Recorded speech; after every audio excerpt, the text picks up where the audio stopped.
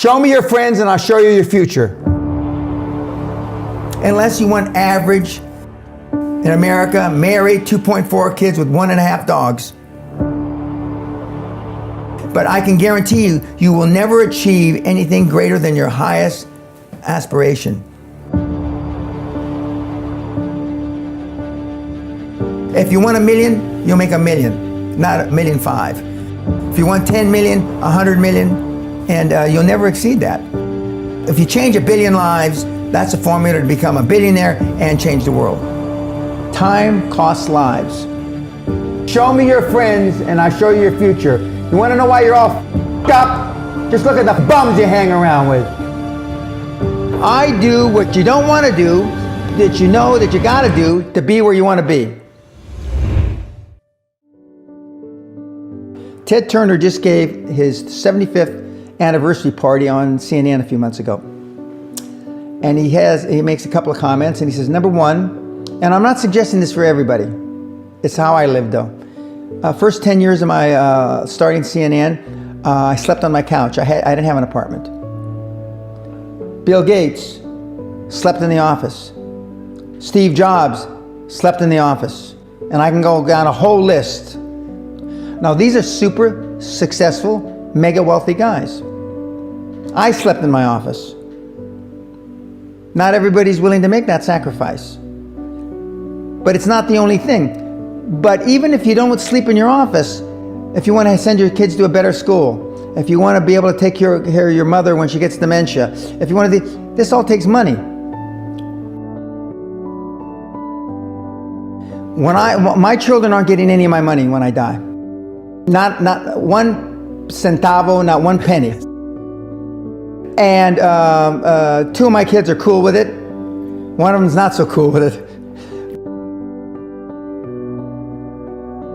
I'm not gonna, I think Andrew Carnegie, by the way, Andrew Carnegie, arguably the richest, most successful entrepreneur of all time, he said the best thing that you can have for a child is him to be born into poverty. And I agree.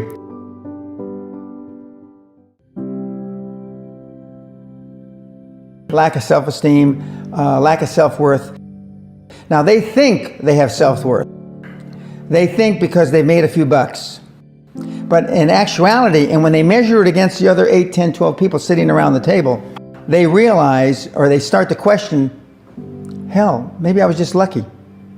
Now, all of us, when you're only a one-trick guy or gal, think, was I lucky? Now, I've done it so many times, I know I wasn't lucky. I might have been lucky the first time, but I haven't been lucky the 15, 20, 40, 50. I know that. Okay. But maybe I was lucky the first time. But my life changed when I was pretty much a haphazard kid, got in a lot of trouble, got arrested 4 or 5 times, thrown in jail. And this was with my dad, as a cop. But then I volunteered for the draft in 1966 at the height of the Vietnam War. And I went to OCS, and that changed my life because it was the really first real high performance thing that I could measure myself against with other people. 2/3 of all Fortune 500 CEOs have one thing in common: military background. Really? 2/3 of those 2/3 have something else: martial arts. What do you learn in martial arts, Brian? Discipline, focus. A lot of people don't believe they deserve to be there. I convince them, and we have these drills, why you belong there. A lot of people that come there, with money, that have made money, think they made it by accident. Right.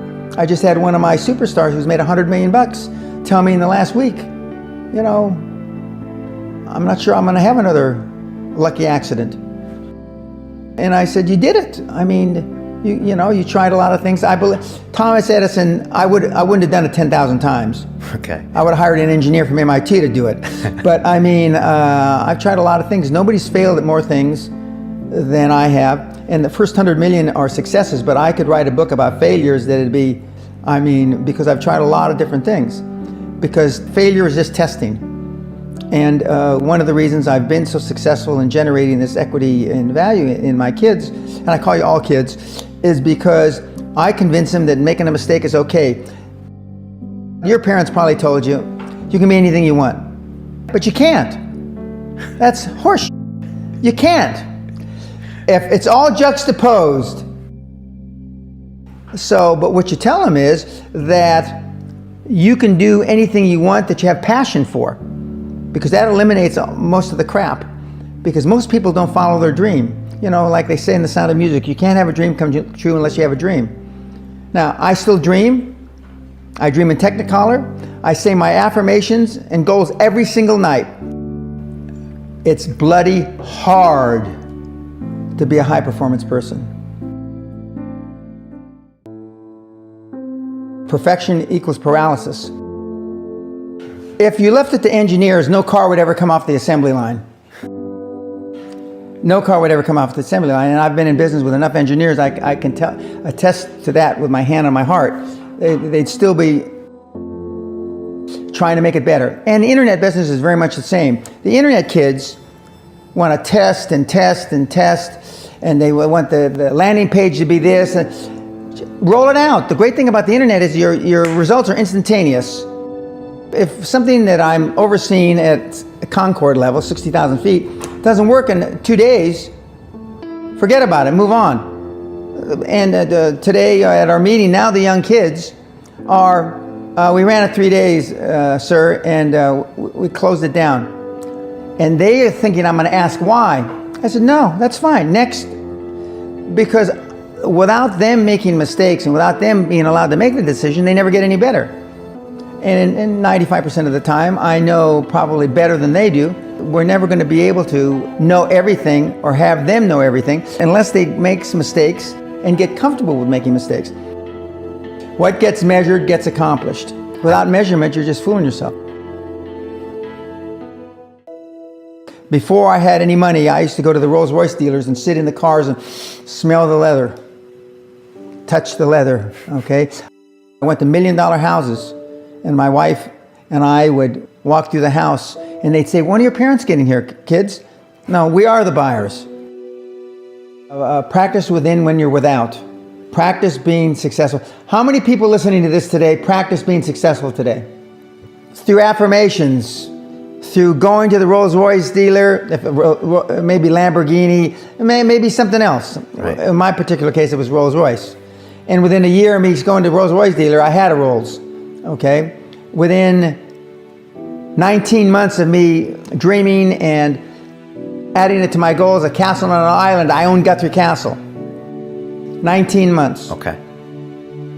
Go to stores you can't afford. Go hire lawyers you can't afford. Lawyers will meet with anybody. Accountants will meet with anybody. Go to the big 4 accountants with a business idea. The first couple meetings are for free. Jettison probably a lot of the people you'll hang around with. If you have poor public speaking skills, join Toastmasters. Do these. If you went to a good school and you're not successful, go to the alumni deals. Okay? I didn't go to a good school. I'm a perfect living example that a lot of trouble as a kid, working class background, my parents, went to just a mediocre university that I flunked out of 3 times before I finally graduated with honors, but and had no money to begin with, $820. So it's all possible, but I devoted myself to feeling successful. I was wearing suits like this before I could afford them. Most people procrastinate because they're unsure, so just do it.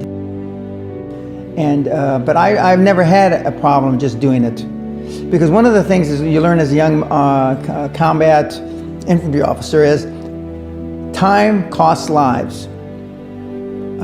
We overanalyze because we're unsure. We don't overanalyze because we are not sure if it'll work or not.